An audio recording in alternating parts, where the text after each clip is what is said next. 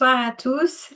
Nadège Kenville, je suis responsable de l'épargne retraite sur le réseau de nos assureurs La Médicale et j'ai le plaisir ce soir de vous accueillir dans le cadre du webinaire que nous avons organisé avec les partenaires que nous allons vous présenter sur le thème de la structuration juridique et l'optimisation fiscale de vos officines. La Médicale, comme vous le savez, c'est un réseau d'assureurs, acteurs clés du monde des professionnels de santé, puisque dédié depuis 1948 à ces professionnels, et ce, tout au long de votre parcours de vie, depuis vos études jusqu'à vos retraites. Aujourd'hui, la Médicale, ce sont 45 agences, 135 agents avec leurs 350 collaborateurs qui sont présents sur tout le territoire, ainsi que dans les dom-toms et dont l'ADN est de mettre à votre disposition expertise, qualité et fiabilité pour leurs 300 000 clients. C'est dans ce cadre que nous avons, avec nos agents, identifié ce besoin croissant de conseils sur le thème que nous abordons ce soir pour nos clients pharmaciens, dont 56% sont clients de la médicale en France. Et c'est dans le cadre de la fédération de nos expertises d'acteurs reconnus sur ces secteurs que nous avons fait appel à nos intervenants de ce soir, que sont Maître Lacouture et Maître Isa Houtan, et qui vont vous présenter le sujet que nous avons sélectionné ce soir. Bon webinaire à tous. Merci beaucoup, Nadège. Bonsoir à toutes et à tous. Merci d'être présents ce soir pour ce webinaire organisé par La Médicale, qu'on remercie. Donc, moi, je m'appelle François Lacouture, je suis avocat au barreau de Paris et j'accompagne très régulièrement les professionnels de santé, dont une grande partie de pharmaciens.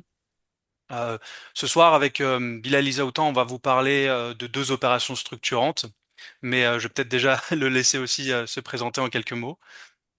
Bonsoir à tous, je suis Bilal Zaoutan, je suis avocat au barreau de Montpellier.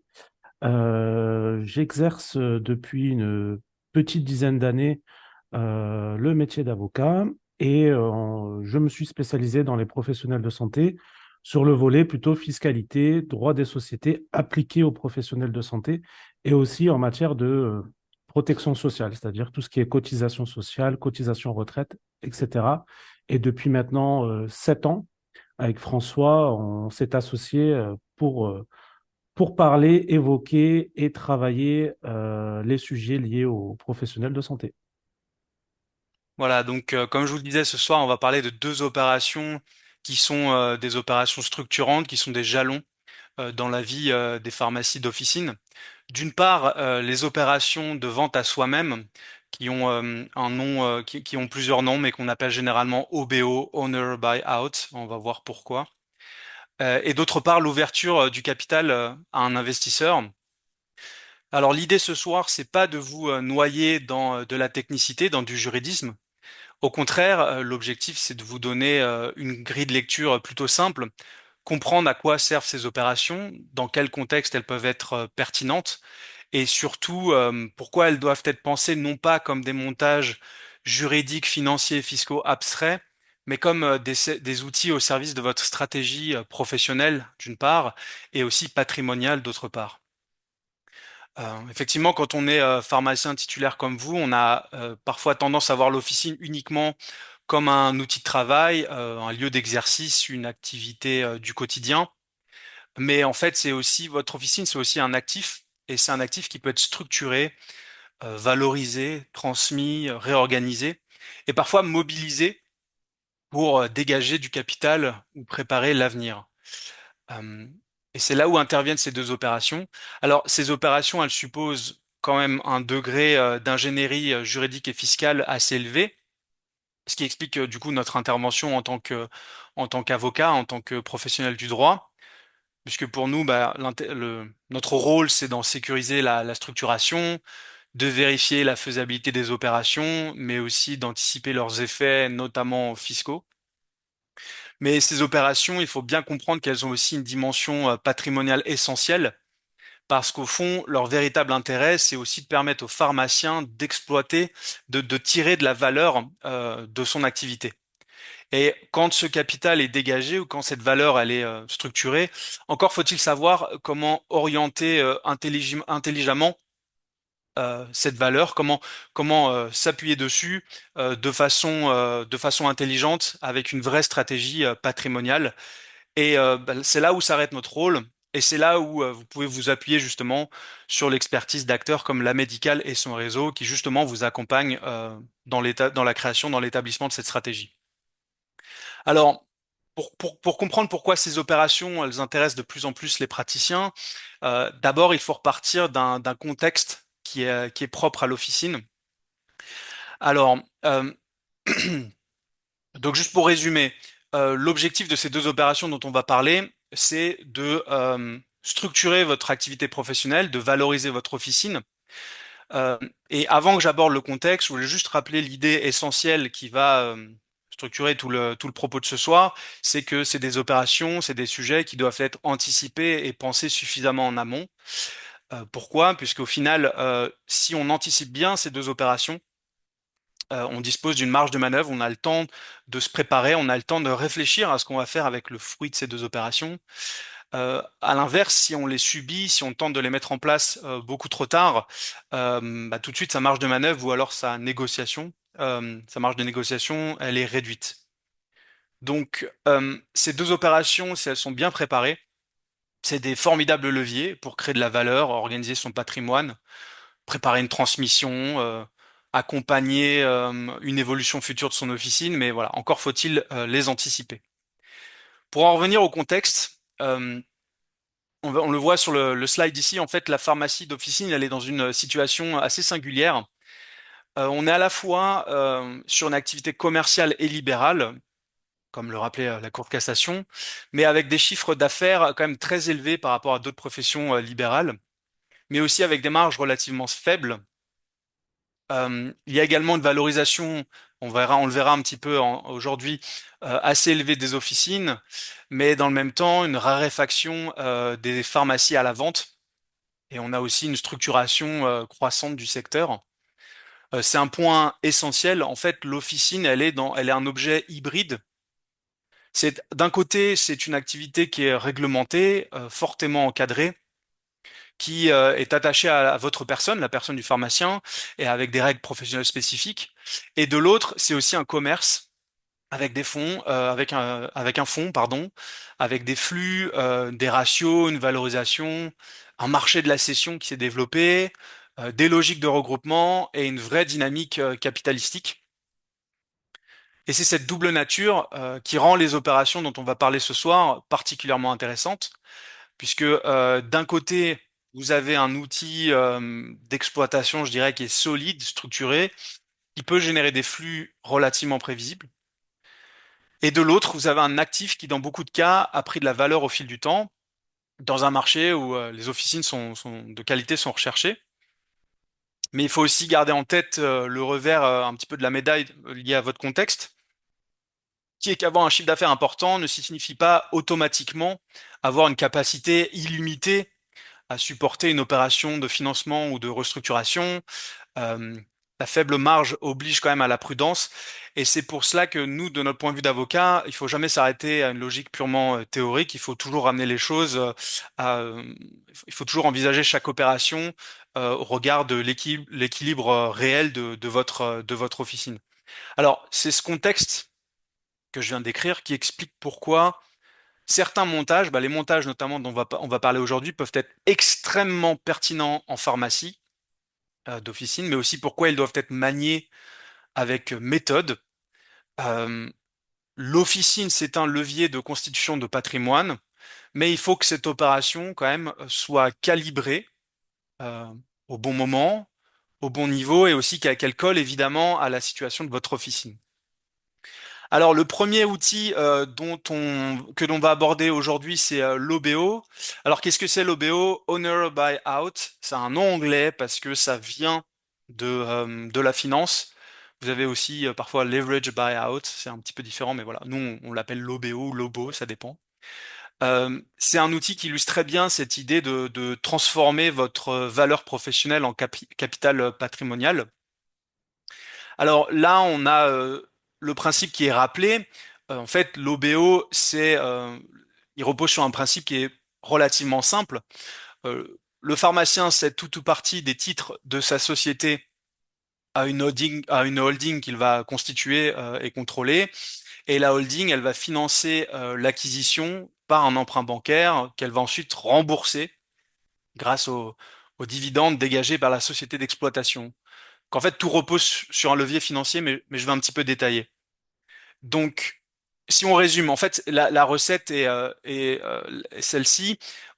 D'abord, ce qui va être le premier jalon de la mise en place d'une opération d'OBO, c'est de créer cette société qui va être au-dessus de votre officine, qui va vous racheter, donc, vous l'avez bien compris, les titres de la structure d'exploitation. Et en contrepartie, vous allez recevoir un prix qui est dimensionné à la valeur des titres de votre exploitation. Ça peut peut-être paraître brouillon parce qu'il y a plusieurs acteurs, mais il y aura un schéma juste après et on va détailler. Alors, d'abord, pourquoi c'est intéressant? Parce que ça permet de faire apparaître aujourd'hui une valeur qui autrement resterait enfermée dans votre outil professionnel, dans votre structure professionnelle. En fait, tant que vous détenez votre officine et que vous l'exploitez, vous avez une rémunération que vous tirez essentiellement de votre activité. Mais si vous ne transformez pas, si vous ne travaillez pas cette valeur, bien, en fait, en travaillant cette valeur, vous pouvez dégager un capital. Et c'est ça, si je devais résumer, le principe de l'OBO. En fait, avec l'OBO, on va rentrer dans une logique patrimoniale. Vous gardez absolument la maîtrise de votre outil, vous en poursuivez l'exploitation, mais vous commencez aussi à organiser la détention, vous pouvez le financer, etc., etc. Vous pouvez lever des fonds. Alors, c'est pas une solution magique, l'OBO, on va le voir. C'est une opération qui se structure, qui suppose aussi, on va le voir aussi, une vraie cohérence entre votre activité et la valorisation, la valeur qu'on va donner à votre activité, la rentabilité, la capacité de la holding à rembourser l'emprunt. Mais en fait, quand ces paramètres sont réunis, l'OBO, c'est un outil très puissant, précisément parce qu'il fait le pont entre votre activité professionnelle et une stratégie patrimoniale, je dirais. Alors voyons maintenant concrètement comment ça fonctionne. Ici, vous avez quelques étapes que j'ai rappelées déjà.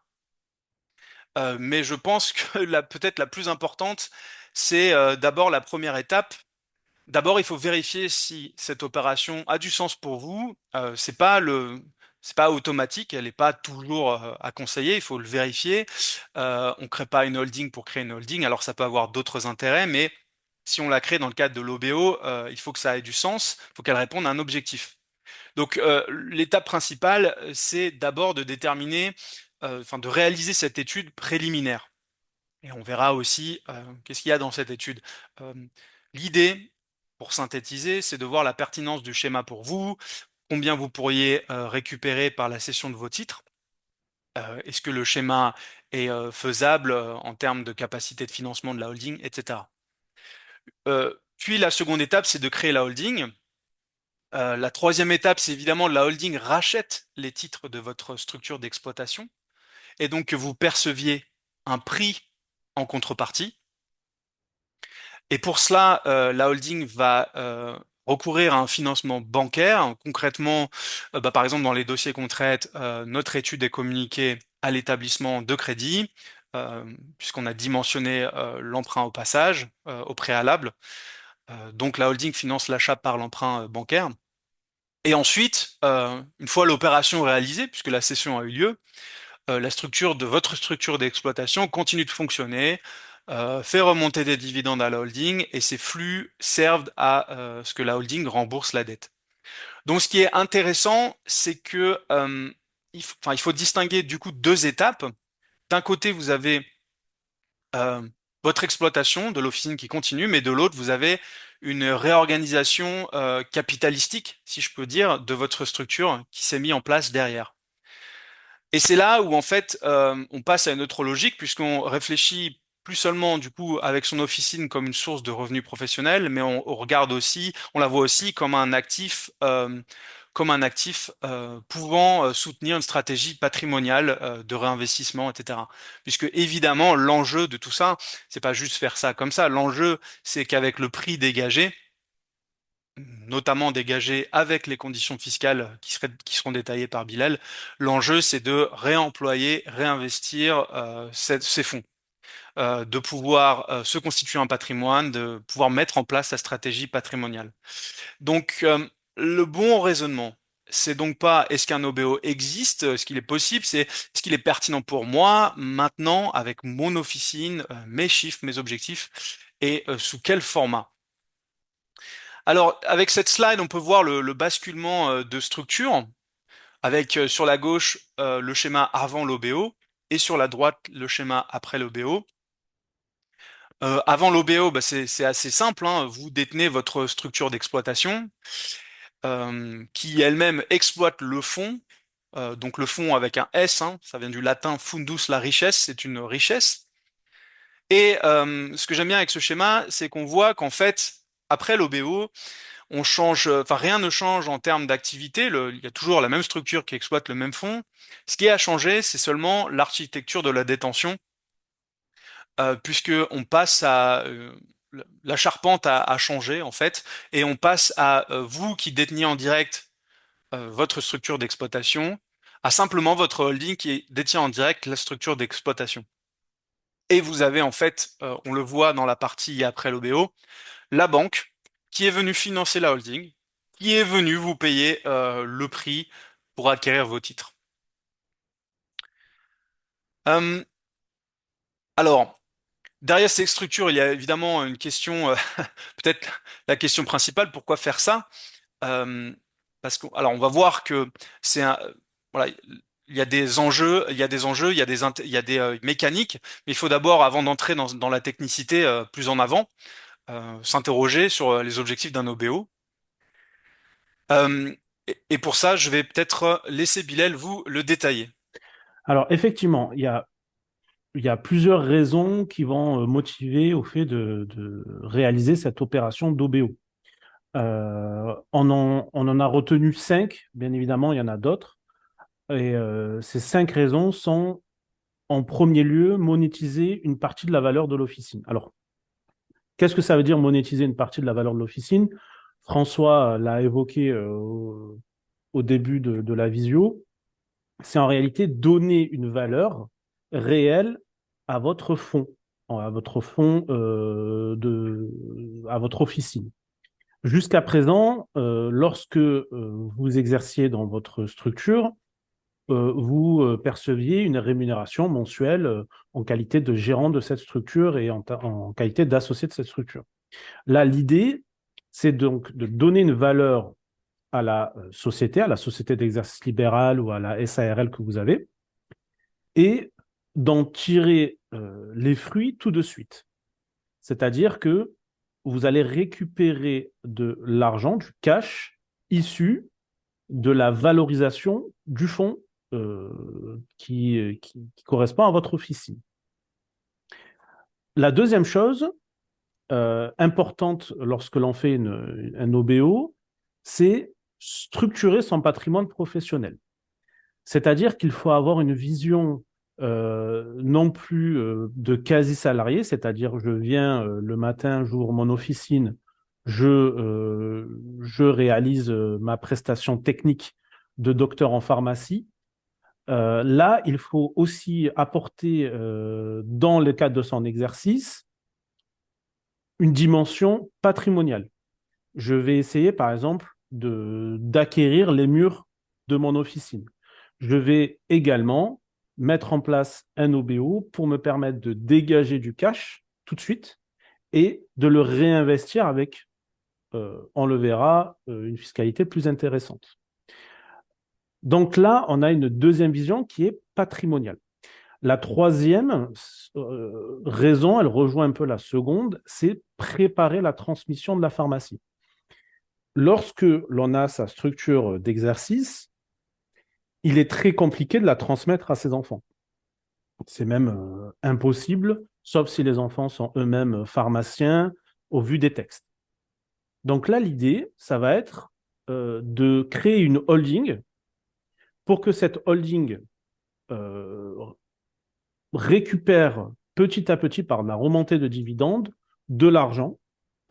Cet argent peut être immédiatement réinvesti, puisque la holding peut réinvestir ces sommes-là, ou bien ces sommes-là peuvent être placées au niveau de la holding, grâce à votre partenaire de la médicale, à votre agent de la médicale, qui peut placer la trésorerie qui est remontée au niveau de la holding dans des produits de placement qu'il maîtrise mieux que nous, en tout cas avocats.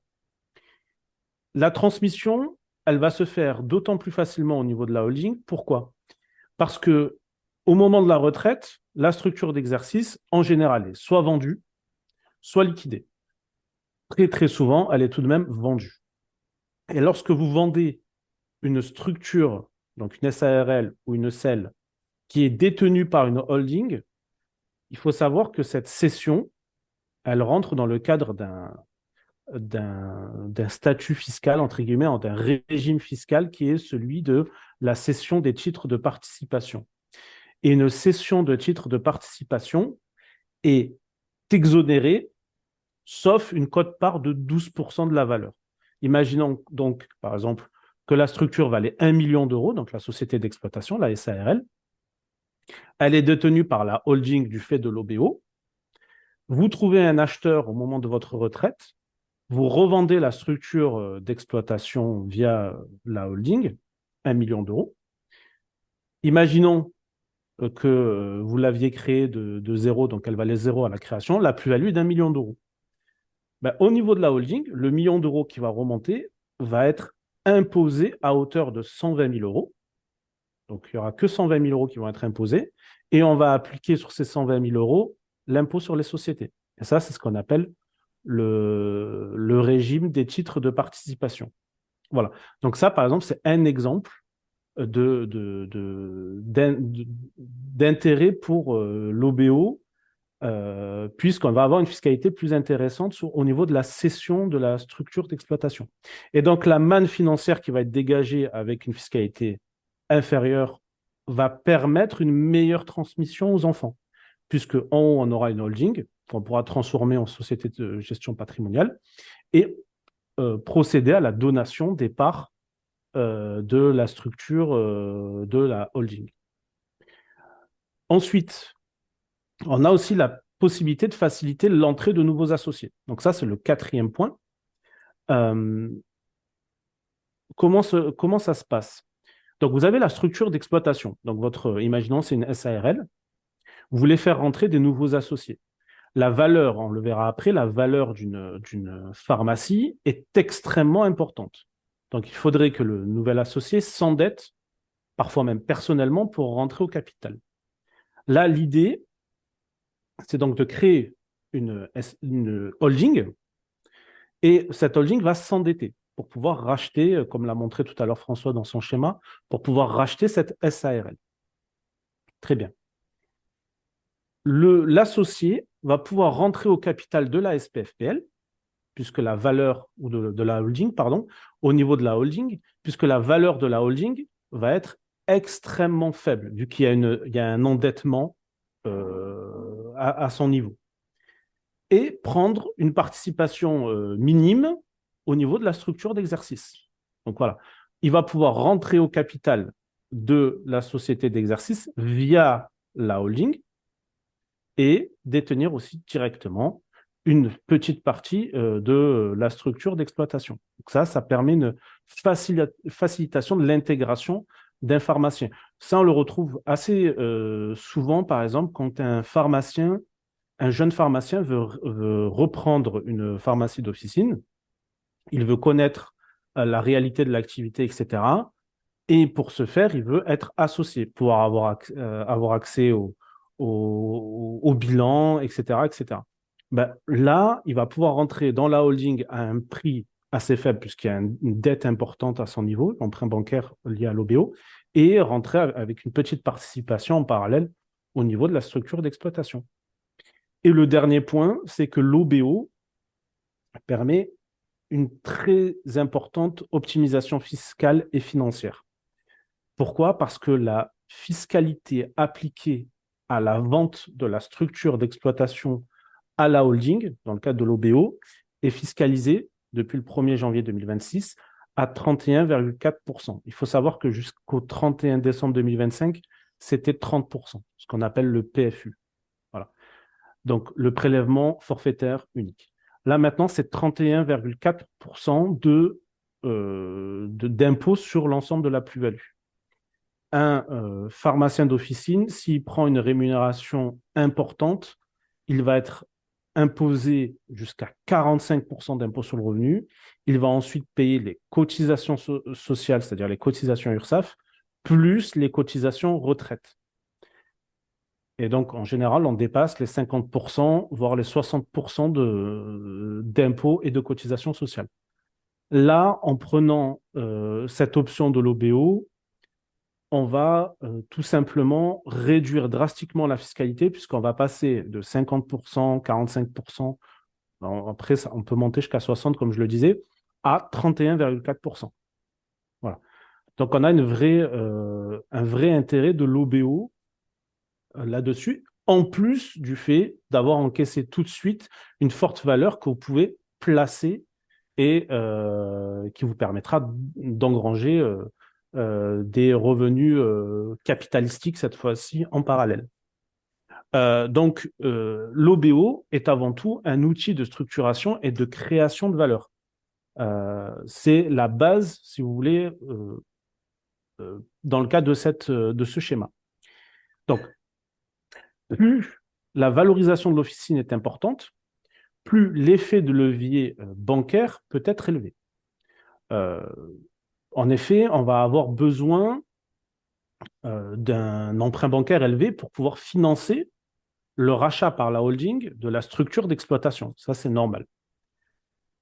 Il faut faire attention, par contre, à la tendance qu'on a, conjoncturelle, à une surévaluation de l'officine, puisqu'on va créer au niveau de la holding une surtension et une incapacité de rembourser l'emprunt puisqu'on va avoir une trésorerie au niveau de la pharmacie, une activité au niveau de la pharmacie, de la structure d'exploitation, insuffisante pour pouvoir rembourser l'emprunt bancaire. Et c'est pour ça que, donc, on va le répéter plusieurs fois, vous le verrez pendant cette visio, l'étude de passage en holding est extrêmement importante parce qu'elle va définir la feuille de route euh, fiscale, certes, mais surtout financière, une feuille de route financière euh, pour savoir la valeur, certes, mais aussi comment on rembourse et selon quel rythme. Alors, les pharmacies d'officine ont connu une augmentation constante de leur valeur, ça, jusqu'en 2022, avec une très forte augmentation entre 2020 et 2022. Ça s'explique conjoncturellement entre 2020 et 2022 du fait du Covid, avec une explosion du chiffre d'affaires lié au test Covid notamment, et tous les accessoires qui allaient avec. Et donc, on a eu une augmentation extrêmement forte du chiffre d'affaires et donc une augmentation de la valeur des officines. On a une petite baisse qui se ressent depuis 2023 et qui a continué jusqu'en 2025. Alors 2026, on ne sait pas trop si ça va continuer à baisser, mais c'est logique puisqu'on a eu un pic entre 2020 et 2022 lié notamment au Covid. Donc forcément, on va avoir une petite baisse et on va retrouver des taux à peu près normaux, c'est-à-dire ceux qui étaient présents à la fin des années 2010. Donc là, vous avez la carte de France d'une étude concernant la valorisation moyenne des pharmacies d'officine. Alors, il n'y a pas les départements ultramarins parce que c'est vraiment un marché à part, les départements ultramarins. Là, on a la Corse, mais on a vraiment un marché à part à ce niveau-là. Donc, Alors, juste sur l'étude, 30 secondes. Donc, cette étude-là, ça résulte, nous, de statistiques qu'on a récupérées, qui sont publiques. C'est nous qui avons c'est nous qui avons compilé tout ça, hein. Voilà, je voulais juste le rappeler.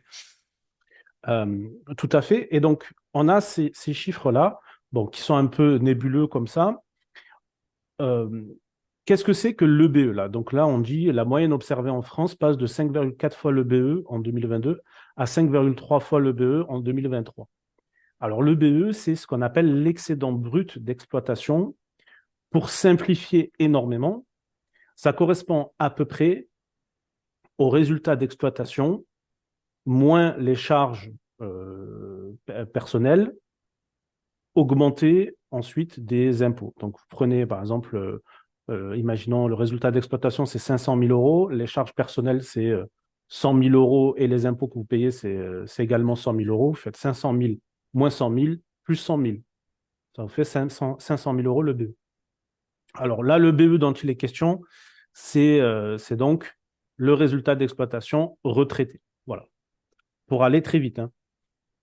Donc cette BE, c'est donc un critère financier, comptable, qui nous permet de connaître la rentabilité de la structure que l'on a en face de nous. Donc jusqu'en 2022, on était à 5,4 fois le BE. Là, on est descendu à 5,3 fois. Ce n'est pas énorme comme baisse, mais cette baisse continue aussi en 2024 et en 2025. Là, sur la carte, on s'aperçoit qu'il y a une disparité. Euh, En Île-de-France, on est à plus de 8 fois le BE. C'est colossal.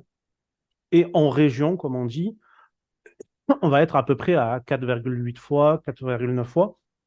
Et on a la région PACA, Rhône-Alpes, et la Corse, qui a plus de 6 fois. Donc, quand on fait, nous, l'étude de passage, on prend en compte, bien évidemment, ces disparités dans la valorisation de la structure.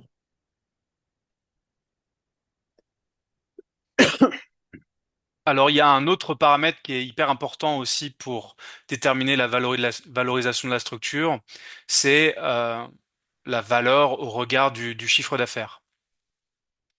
On voit ici, donc, dans cette autre graphique, que selon le chiffre d'affaires qui est réalisé, on n'a pas le même pourcentage de valorisation. Si je regarde par exemple rien entre les années 2022 et 2023, on voit que les valorisations ont légèrement évolué, mais on voit surtout une différence de pourcentage de valorisation, de pourcentage du chiffre d'affaires entre les pharmacies à fort chiffre d'affaires et celles qui ont un chiffre d'affaires beaucoup plus moindre, puisque vous avez une différence de quasiment 20 points. Alors, il y a aussi un autre point là-dessus, c'est que les petites structures ont tendance à avoir une valorisation qui stagne à peu près maintenant, là, depuis 2023. On va dire que ça stagne un petit peu, en tout cas sur les dossiers que l'on a nous. Alors, au niveau national, peut-être que c'est un peu différent, mais on a une stagnation. Mais par contre, au niveau des gros chiffres d'affaires, on a plutôt une tendance à la baisse du, euh, de la valorisation par rapport au chiffre d'affaires. Ce qui est normal, ce qui est logique, hein, puisque ça demande beaucoup plus, ça réduit le nombre de personnes qui peuvent être en capacité de racheter les grosses officines, et donc la valorisation a tendance à baisser de manière plus importante par rapport aux petites officines pour lesquelles il y a plus de possibilités, puisque plus de personnes sont en capacité de les racheter. Alors, comme on l'a dit juste avant, l'OBO est un levier de création de capital. Selon la valorisation de l'officine et sa rentabilité, une opération d'OBO peut permettre de dégager une somme extrêmement importante qui peut correspondre parfois à 5 ou 6 années d'exploitation par rapport aux bénéfices. Donc, c'est extrêmement important. Le deuxième point crucial par rapport à l'OBO, c'est qu'il n'y a pas d'endettement personnel. La personne qui s'endette, c'est la holding, la personne morale holding. C'est elle qui va s'endetter. Alors, bien évidemment, parfois, même assez souvent, il peut y avoir un cautionnement personnel, mais ce cautionnement personnel est un risque mesurée lorsque la valorisation retenue au niveau de la société d'exploitation n'est pas, j'allais dire, délirant par rapport à la réalité de l'activité. Il faut juste rester dans les canons de ce qui se fait en termes de valorisation. Il ne faut pas dépasser les bornes. Et dans ce cas de figure, normalement, l'emprunt se rembourse assez facilement. On n'a jamais croisé en 10 ans une structure pour laquelle il y a eu un OBO dans l'incapacité de rembourser l'emprunt et mettre en danger la structure d'exploitation. D'ailleurs, quand on fait l'étude, on prend toujours une marge assez importante de 10 à 20%, une marge d'erreur de 10 à 20%, pour parer à toute éventualité, euh, toute catastrophe qui pourra arriver. D'ailleurs, juste un point sur la slide précédente, il est hyper important d'assurer cet emprunt et de vous faire accompagner par votre agent afin de protéger au mieux vos intérêts en cas d'impossibilité de rembourser. Mais encore une fois, c'est des cas de figure qui sont assez peu rencontrés dans le cas d'un OBO. Alors là, je fais juste un petit point technique assez rapide, hein, mais important. On a eu plusieurs textes qui sont arrivés de la jurisprudence, etc., les 3 dernières années. Et le premier d'entre eux, c'est une ordonnance du 8 février 2023. Bon. Euh, il faut savoir que les sociétés d'exercice libéral, donc les structures d'exercice libéral, avaient été mises en place par une loi qui date de décembre 90. Hein, on a eu des décrets tout le long des années 90 qui sont venus pour chaque profession déterminer dans le détail comment la structure devait être créée, qui pouvait détenir le capital d'une structure de pharmacien, d'une structure de médecin, etc., etc. Donc pendant 30 ans, si vous voulez, ce texte a été un peu modifié, mais là maintenant, il était, selon le législateur, assez, quoique là c'était en forme d'ordonnance, mais en tout cas, il était assez dépassé. Du coup, on a eu une ordonnance qui est venue mettre un coup de neuf sur la loi de 90 et,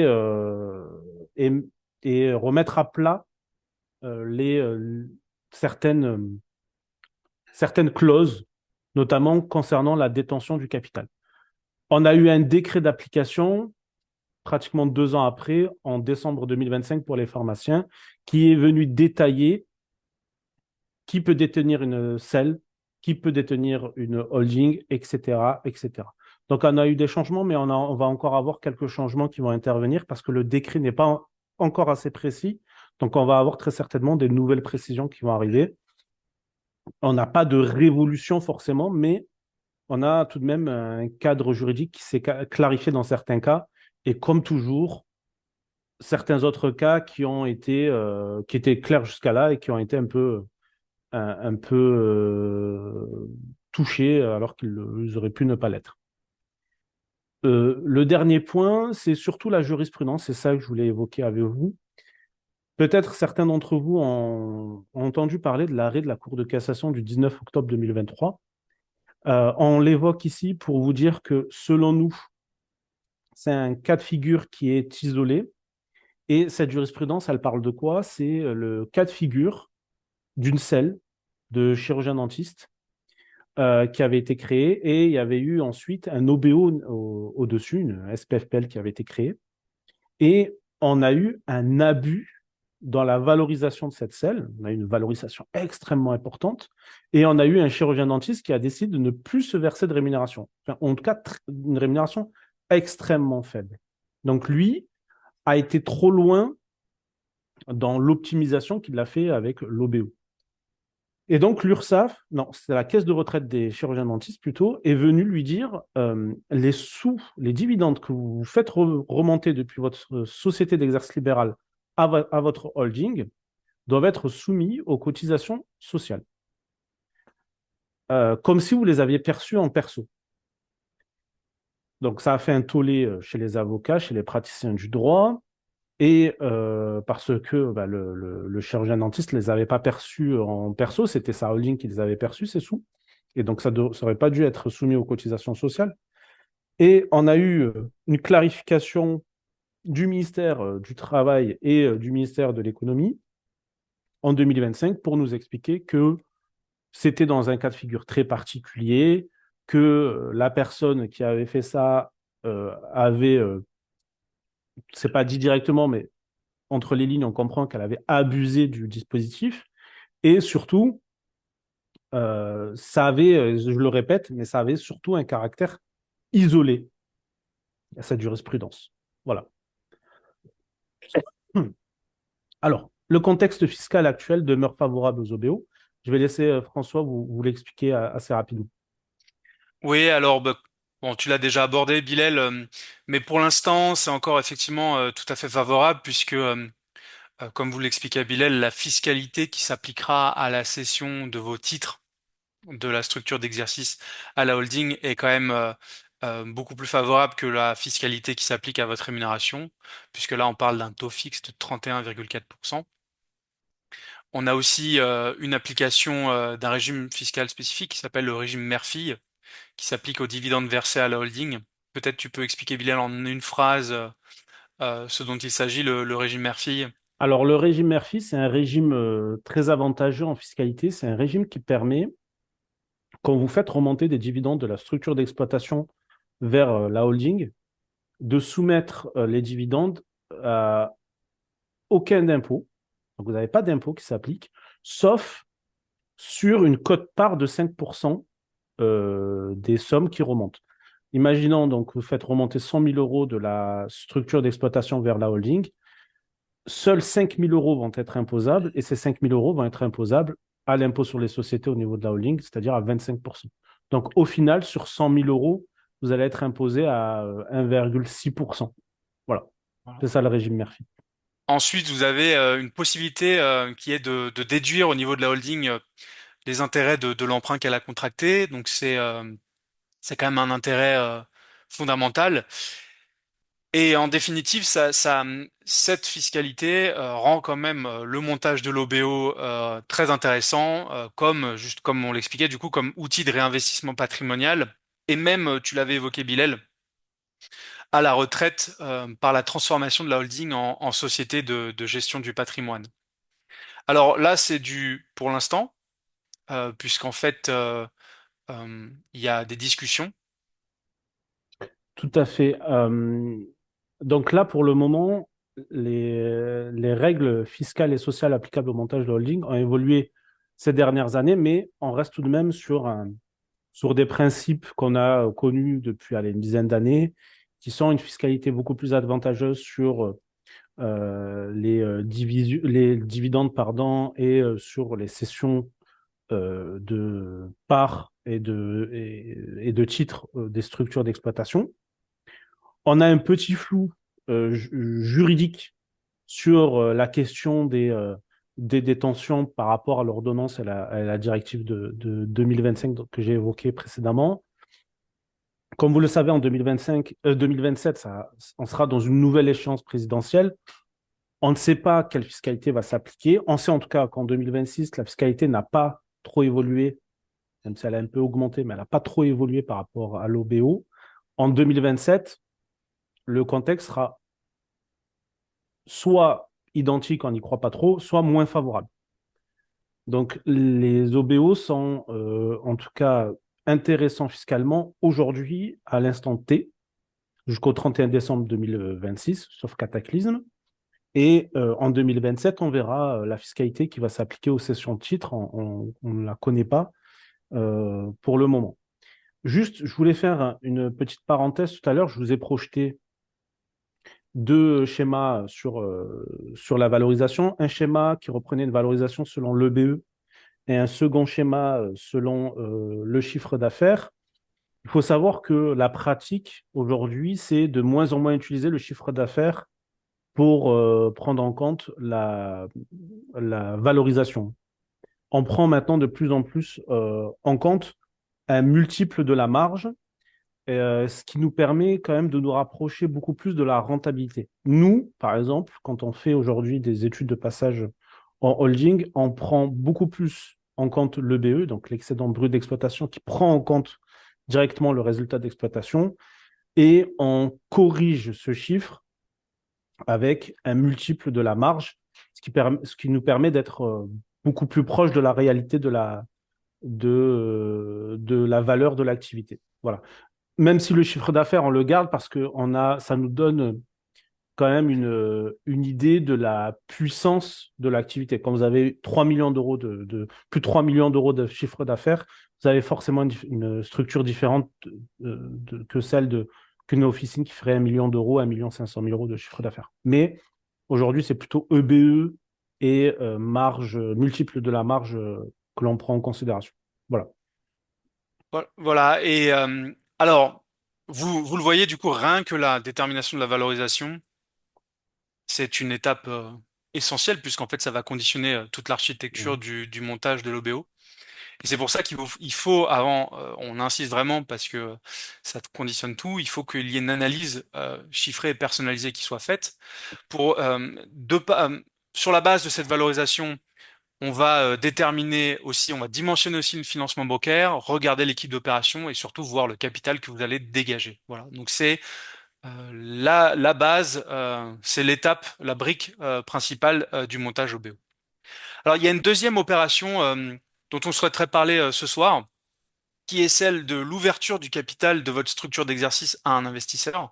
C'est d'ailleurs de votre livre aussi. C'est une deuxième opération qui est quand même structurante, qui est structurante. Alors, faire entrer un investisseur dans une officine, c'est jamais évidemment une opération anodine. Puisqu'en fait, alors c'est pas qu'une question de fonds ou d'argent, c'est aussi, c'est pas une opération anodine, puisqu'en fait ça va toucher la vie de vos structures. On va toucher ici à la gouvernance, à la valorisation, aux conditions de sortie. En fait, on va toucher à la maîtrise de votre outil professionnel. Et donc c'est pour ça qu'il faut l'aborder aussi ce soir. Alors, cette opération, elle peut répondre à des objectifs très concrets, hein, et parfaitement légitimes, faire entrer du capital dans la structure d'exercice, percevoir le prix de cession de la cession de ces titres. Donc ça peut être une opération tout à fait légitime, mais voilà, compte tenu de ces implications, il faut évidemment prendre des précautions. Il faut aussi distinguer deux situations, qui est celle de l'investisseur pharmacien, qui lui est dans une logique d'association ou voire de transmission, et l'investisseur financier qui lui est dans une logique de rendement, de valorisation et de sortie à des conditions favorables. Et on raisonne pas du coup de la même manière selon l'investisseur. Euh, Cette distinction est d'ailleurs importante puisque, comme vous le savez, on est dans un secteur très particulier qui est la pharmacie. Vous avez aussi un contexte très particulier qui est celui de la financiarisation des professionnels de santé, dont la pharmacie. Donc c'est vraiment un point essentiel. Avant de parler, alors justement, avant de parler des points de vigilance, il faut voir quand même peut-être dans quelle mesure cette opération elle est importante. Elle présente un levier intéressant, euh, puisque l'ouverture du capital de votre structure d'exercice, ça peut permettre de renforcer les moyens de votre structure, euh, de dégager aussi une partie de la valeur créée. Et là, on fait un petit peu le lien avec l'OBO, mais aussi de préparer une évolution de votre officine, de changer de cap, mais ou alors voilà, de mieux articuler, euh, ouais, d'articuler de façon un peu plus organisée votre activité professionnelle et votre stratégie patrimoniale. Mais il y a donc trois points de vigilance qui sont d'abord celui de la gouvernance. Quand vous faites rentrer un investisseur, du coup, il faut déterminer, je schématise, mais qui va décider pour le pilotage de votre structure. Toujours aussi une question de valorisation, puisque si vous avez un investisseur qui rentre, encore faut-il déterminer à quel prix et selon quelle modalité. Euh, on peut aller très loin d'ailleurs dans l'ingénierie à ce propos, on y reviendra. Et enfin, le troisième point de vigilance, c'est les conditions de sortie. Dans quelle mesure chacun pourra céder sa participation dans la structure. Alors, en quelques mots, donc l'enjeu immédiat de la gouvernance quand on fait entrer un investisseur, c'est qu'on modifie pas seulement le capital social de la structure, on modifie aussi l'équilibre du pouvoir au sein de l'officine. Petit point rapide sur quand je dis on modifie pas seulement la composition du capital social de votre structure, Il y a des montages qui vont assez loin, qui impliquent des outils juridiques qui n'impliquent eux-mêmes pas nécessairement une entrée directe dans le capital. Je parle pour ceux qui connaissent peut-être, mais je peux pas développer davantage. Par exemple, des obligations convertibles en actions, ce type de montage qui existe. C'est des montages voilà très poussés voilà de haut de bilan, de d'ingénierie juridique. Ici, on va rester à des chemins un peu plus simples. La raison est que bah, non seulement ces montages avec obligation convertible en action sont très complexes, mais en plus, peut-être les cartes vont être un petit peu rebattues avec l'évolution des textes sur la composition du capital social dont parlait Bilal. Alors, toujours est-il que quand on fait rentrer un investisseur, les points à sécuriser en amont, c'est la répartition des droits de vote, évidemment, au sein de la structure, la prise de décision, la répartition des pouvoirs, mais aussi les contraintes du montage qui sont propres avec la réglementation, puisqu'il y a un principe d'indépendance du pharmacien. Donc, au final, la question, c'est pas qui rentre au capital, mais la vraie question, c'est qui va décider demain dans la structure et selon quelles règles. Ça, c'est essentiel. Le deuxième point, c'est la valorisation.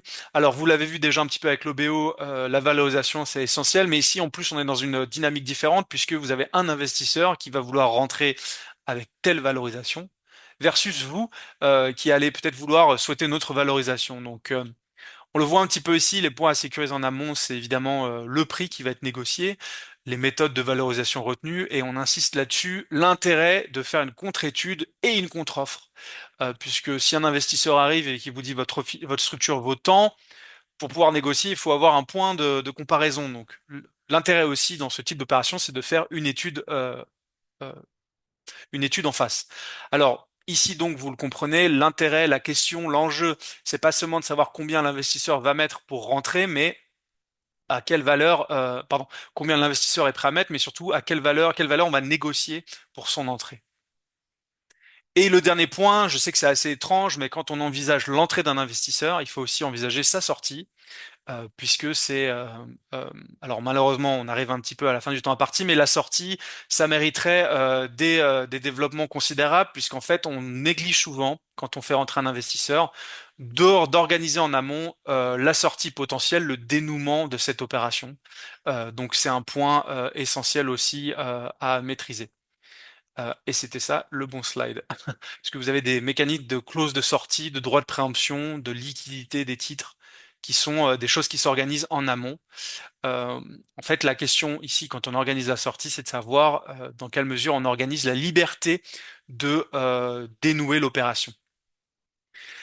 Comme pour l'OBO, cette opération d'entrée d'investisseur, il faut impérativement, et là on insiste énormément là-dessus, la préparer, non seulement sur le plan de structuration juridique, puisque vous avez vu qu'il y a une réglementation importante, mais aussi fiscale pour vous, avec du fait du capital que vous allez éventuellement dégager, du fait aussi de l'organisation des relations entre bah, votre futur associé et vous dans la structure, et aussi de l'intérêt patrimonial. Alors, il y a un autre intérêt qui est l'intérêt patrimonial pour vous dans cette opération, puisqu'il faut aussi peut-être envisager évidemment les réinvestissements, les réemplois de la somme dégagée. Voilà. Euh, avant, alors c'est d'ailleurs un commentaire général qui s'applique aux deux opérations, OBO et ouverture du capital. En fait, vous l'avez compris, c'est des leviers quand même extrêmement importants, euh, du fait pour le BO de la valeur que ça permet de dégager, des vertus que ça a, mais aussi dans l'entrée d'un investisseur, puisque comme je vous le disais, ça peut répondre à des objectifs parfaitement légitimes, et ça peut impliquer des conséquences patrimoniales pour vous.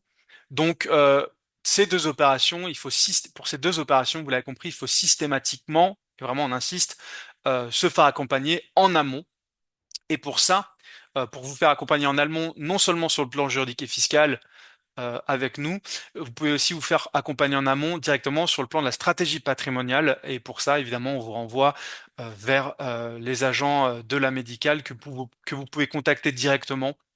Voilà, vous pouvez nous contacter également. Voilà, il y a pas de. C'est la seule façon, en fait, si on pense globalement l'opération, c'est la seule façon de bien l'activer.